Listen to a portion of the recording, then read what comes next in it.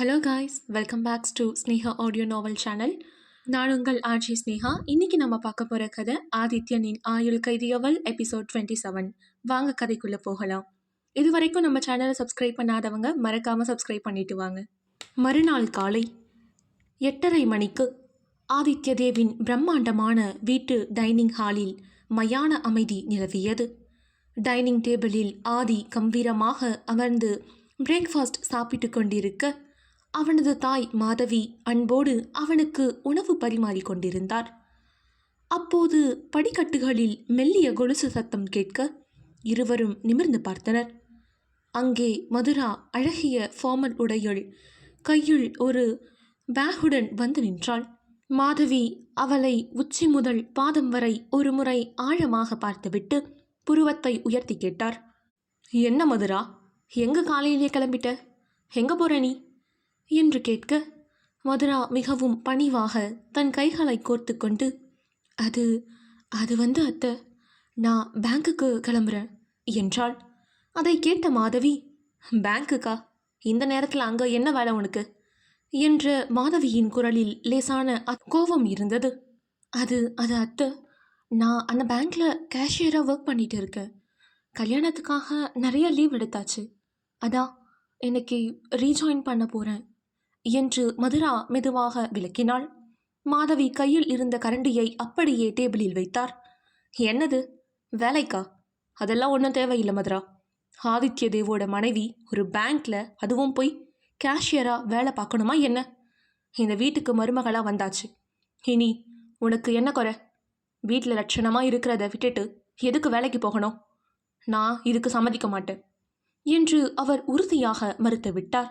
இல்லை இல்லை அத்தை, ப்ளீஸ் புரிஞ்சுக்கோங்க எனக்கு என்று மதுரா எப்படியாவது புரிய வைக்க முயன்றாள். ஆனால் அவளால் தன் மனதில் இருந்த உண்மையான காரணத்தை வெளியில் சொல்ல முடியவில்லை.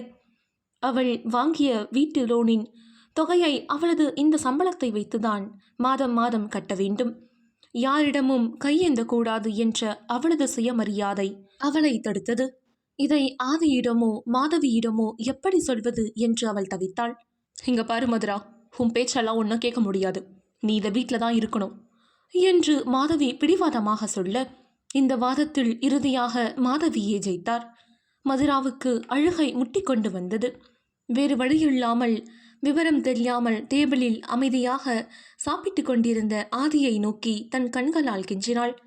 ப்ளீஸ் ஏதாவது ஹெல்ப் பண்ணுங்க என்பது போல இருந்தது அவளது பார்வை. அவர்கள் இருவரின் விவாதத்தையும் அமைதியாக கவனித்து கொண்டே உதட்டோரும் ஒரு குட்டி சிரிப்போடு சாப்பிட்டு முடித்த ஆதி டிஷ்யூ பேப்பரால் கைகளை துடைத்துவிட்டு எழுந்தான்.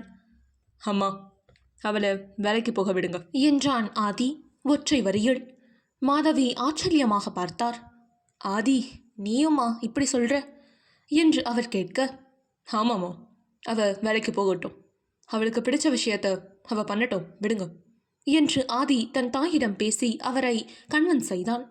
ஆதியின் வார்த்தைக்கு மறு வார்த்தை பேசாத மாதவி, சரிப்பா, நீயே சொல்லிட்ட, நான் என்ன சொல்றது, போகட்டும் என்று அரைகுறை மனதோடு சம்மதித்தார். மதுராவின் முகம் சட்டென மலர்ந்தது. மனதிற்குள் மட்டும், இதைத்தனடா நானும் இவ்வளோ நேரமாக கத்தினேன், சொல்றவங்க சொன்னாதான் எல்லாம் நடக்கும் போல என்று நினைத்து கொண்டு இருந்தவள் ஆதி தன் தாயிடம், வரமா பாய் என்று சொல்லிவிட்டு வெளியே வந்து தன் சொகுசு காரில் அமர்ந்தான். அவன் காரை ஸ்டார்ட் செய்ய போன அடுத்த நொடி, ஆதி ஆதி நில்லுங்க நில்லுங்க ப்ளீஸ் என்று மூச்சுரைக்க ஓடி வந்தாள் மதுரா. காரின் கதவருகே நின்று அவனை காரை எடுக்க விடாமல் தடுத்தாள். கார் ஜன்னல் கண்ணாடி மெதுவாக கீழே இறங்கியது. ஆதி அவளை சிரிப்பை அடக்கியபடி கோபமாக, என்ன என்று கேட்கும் பார்வையோடு ஏறிட்டான். ரொம்ப ரொம்ப தேங்க்ஸ் ஆதி, அத்தைக்கிட்ட எனக்காக பேசி சப்போர்ட் பண்ணுவீங்கன்னு நான் நினைக்க கூட இல்லை, நிஜமாவே நீங்கள் ரொம்ப நல்லவர் தான் என்று தன் இரு கைகளையும் குவித்து கண்களில் காதலும் நன்றியும் மின்ன கோரினாள் மதுரா. ஆதி அவளது முகத்தை பார்த்துவிட்டு சத்தமாக சிரிக்க தொடங்கினான். வாட், உனக்கு சப்போர்ட் பண்ணனா? ஆர் யூ மேட் மது? உனக்கு ரொம்ப தான் கற்பனை, அதுவும் ரொம்ப ஜாஸ்தியாகவே இருக்கு என்றான் ஆதி கிண்டலாக. அப்போ அத்தைக்கிட்ட எதுக்கு எனக்காக பேசுனீங்க என்று மதுரா குழம்பிய படி கேட்க, நீ ஒரே இடத்துல வீட்டில் உட்காந்து நல்லா சாப்பிட்டு சாப்பிட்டு எப்படி குண்டாகி இருக்கன்னு பாரு. உடம்பு முழுக்க கொலஸ்ட்ரால் ஏறி போயிடுச்சு. அதான் என்கிட்டயே இவ்வளோ வாய் பேசுகிற. வேலைக்கு போயாச்சும் கொஞ்சம் ஓடி ஆடி உழைச்சா அந்த வெயிட் குறையும் தான் நான் அம்மா கிட்ட பேசினேன். போய் முதல்ல வெயிட் குறைங்க மேடம் என்று கண்ணடித்து சிரித்தான் ஆதி. ஆதி என்று மதுரா கோபத்தில் கத்த, என்னடி கோபம்லாம் வருது? உண்மையை சொன்னா இப்படி தான் இருக்கும். அன்னைக்கு என்ன கணம் இருந்து தெரியுமா? தூக்க கூட முடியல. அப்படி இருந்தனா பாரு என்று ஆதி நக்கலாக சிரித்து கொண்டே கார் கிளாஸை ஏற்றிவிட்டு காரை வேகமாக கிளப்பிச் சென்றான்.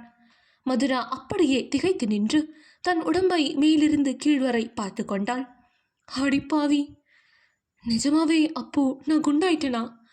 நான் சாப்பிட்றது கம்மி தானே, இதுக்கே இப்படி சொல்லிட்டு போறான் என்று மனதுக்குள் செல்லமாக ஆதியை திட்டிய மது டைம் ஆகிவிட்டதால் ஒரு ஆட்டோவை பிடித்து பேங்குக்கு கிளம்பினாள்.